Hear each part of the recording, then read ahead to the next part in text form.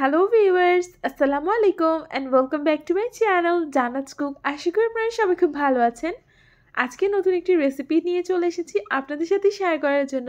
আজকের রেসিপিতে আমি আপনাদের সাথে শেয়ার করব কিভাবে আপনারা পারফেক্টলি দেশি চিকেন রান্না করতে পারবেন।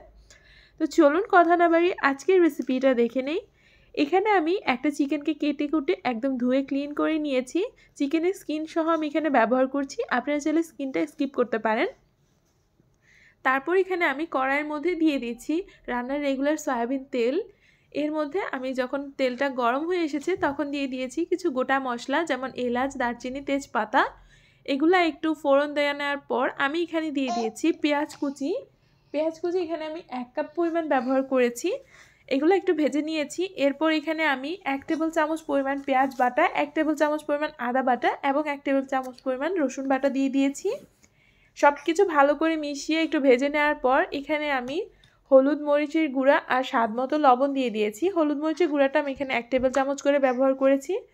সব কিছু পানি দিয়ে ভালো করে ভুনা করে তেলটা যখন উপরে ভেসে উঠেছে তখন এখানে আমি দিয়ে দিচ্ছি চিকেনগুলা দিয়ে ভালো করে এগুলোকে মিশিয়ে নিয়েছি। মিশিয়ে নেওয়ার পর ঢাকনা দিয়ে আমি এটাকে রান্না করেছি অলমোস্ট 5 থেকে 6 মিনিটের মতো, যাতে করে চিকেনগুলা মশলার সাথে ভালো করে মিক্স হয়ে যায়, একদম মাখা মাখা হয়ে ভুনা হয়ে যায়।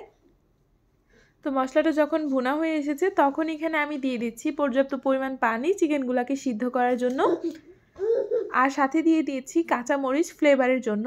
তো সব কিছু দিয়ে এটাকে একদম সিদ্ধ করে নিয়েছি। এরপর যখন নামিয়ে নিব এর আগে দিয়ে দিচ্ছি এখানে ভাজা জিরার গুঁড়া।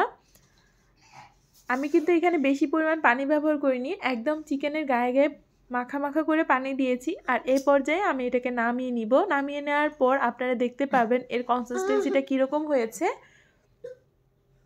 চিকেনের যে তেলটা ছিল একদম মশলা থেকে তেলটা বের হয়ে এসেছে আর চিকেনগুলো পারফেক্টলি সিদ্ধ হয়েছে। তো এই ছিল আমার পারফেক্ট একটা চিকেন কারির রেসিপি। আশা করি আপনাদের কাছে অনেক ভালো লাগবে। কেমন হয়েছে কমেন্ট করে জানাতে ভুলবেন না। ভালো লেগে থাকলে লাইক কমেন্ট করে অবশ্যই আমার চ্যানেলটাকে সাবস্ক্রাইব করবেন। সকলের সুস্থতা কামনা করে আজকে এখানেই বিদায় নিচ্ছি। আল্লাহ হাফেজ।